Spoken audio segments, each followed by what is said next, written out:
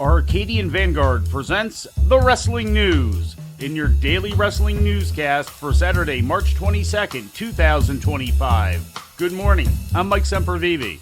We begin today with yesterday's WWE Smackdown, which aired on USA Network on tape delay from Unipol Arena in Bologna, Italy. The show ended with a confrontation and brawl involving Roman Reigns, Seth Rollins, and CM Punk. Tessa still steps and bashes Punk and Rollins.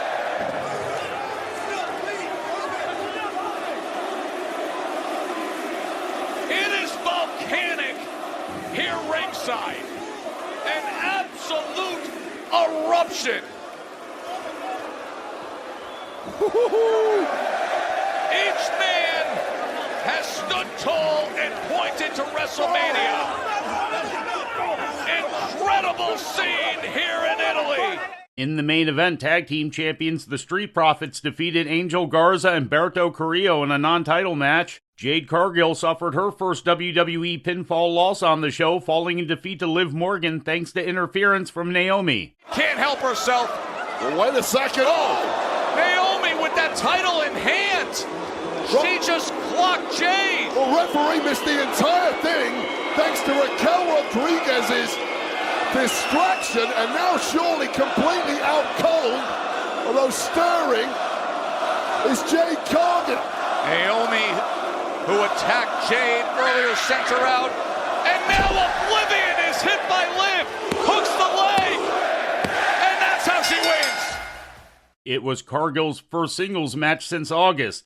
Kevin Owens confronted Randy Orton in the opening promo segment, and a match between them at WrestleMania was made official. In a United States title #1 contenders match, Braun Strowman defeated Jacob Fatu by disqualification due to outside interference from Solo Sikoa.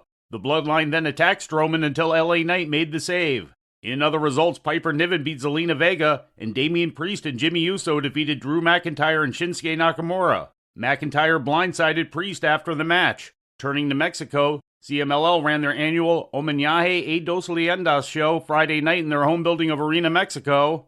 Zandakan Jr. defeated Star Jr. in a mask versus mask match. Star Jr. was revealed to be 31-year-old Isaias Hernandez Lopez, who then attacked Zandakan afterwards.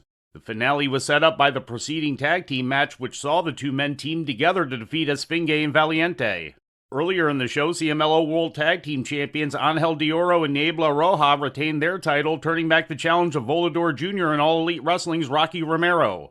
Several other AEW wrestlers also had a tough night. First, La Jarachita and Juvia defeated Lady Frost and Taya Valkyrie in the finals of a tournament to crown new CMLL World Women's Tag Team Champions, and later, Hologram and Commander lost their tag team match to Mascara Dorada and Mystico.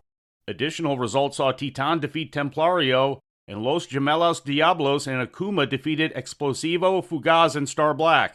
In more WWE-related news, WWE wrestler Karrion Kross has been announced as a participant in Josh Barnett's Bloodsport 13 taking place in Las Vegas during WrestleMania week. His opponent has not yet been announced. Already scheduled for Bloodsport are WWE's Pete Dunne, independent wrestler Jonathan Gresham, recently departed AEW wrestler Layla Hirsch, as well as New Japan and MLW's Filthy Tom Lawler. In news from outside the ring, Knox County, Tennessee Republican Mayor Glenn Jacobs, best known to wrestling fans as Kane, has challenged Minnesota's Democratic governor and former vice presidential candidate Tim Walz to a charity wrestling match. The challenge comes after Walz's appearance on California Governor Gavin Newsom's podcast, in which Walz said of his Republican rivals, quote, "I could kick most of their asses. I do think that. I know I can. I don't think we want to fall into the place where we challenge each other to a WWE fight type of thing," end quote. Jacobs took to Twitter to respond, quoting, "All joking aside, Governor Walz, let's put our money where our mouth is in a charity wrestling match. We'll split the gate 50-50 between our chosen organizations. I'll kick things off myself with a $10,000 donation. What do you say?" End quote. As of this recording, Governor Walz has yet to respond. And we close with some sad news to report. Julio Estrada, better known as wrestler and manager Rico Suave, passed away on Thursday at the age of 54, according to El Nuevo Dia. The Puerto Rican newspaper reported that Estrada had been battling cancer and was set to undergo a heart transplant next week, and that he was also suffering from diabetes, which resulted in a partial amputation of his right leg last year. Estrada is the son of former World Wrestling Federation undercard worker Jose Estrada and brother of Jose Estrada Jr., who worked for the WWF as part of the Los Pericos faction in the late 1990s. He began his career as a teenager in the mid-1980s, teaming with his father, and later became a staple of the World Wrestling Council promotion throughout the 1990s and early 2000s. There he held the WWC Tag Team title 10 times with 9 different partners, as well as having 3 reigns as the WWC Puerto Rico champion. Estrada also worked the Big Japan promotion for 5 months in 2000 as Crazy Sheik, often teaming with Abdullah the Butcher during his time there. In 2021, Estrada revived the gimmick for one night while working for the ICW No Holds Barred promotion in Florida.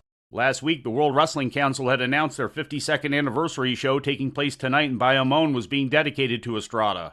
And an independent wrestler known as Artist Artest passed away on Friday night after collapsing in the ring during an Extreme Valley Wrestling show in St. Fairborn, Ohio. Artest's passing was posted on their social media page, which read in part, quote, "After collapsing tonight at XVW and being rushed to the hospital, Artist Artest has passed away. We wish to send our condolences to his family, friends, and fans. Our staff worked tirelessly to keep him alive until medics arrived. We will pause activities in remembrance of the life of Artest. Rest in peace, champ." End quote. We'll have more information on this story as it becomes available. And before we leave you today, we'd like to remind you that however you consume your content, you can find the wrestling news 24 hours a day and 7 days a week across social media. On Twitter, follow us at Wrestling News AV. Our Facebook page is also Wrestling News AV. The Wrestling News can also be found on the Arcadian Vanguard YouTube page. And for those who utilize Amazon Echo devices, just tell Alexa to play the Wrestling News podcast. And remember to make sure you add podcast at the end. Once again, for daily updates, breaking news, and more, follow the Wrestling News across social media. And that's the news for today. If anything happens, we will be here to tell you about it. No clickbait, no paywall, just the Wrestling News. The Wrestling News is a division of Arcadian Vanguard, and the Wrestling Newscast is a production of the Arcadian Vanguard Podcast Network.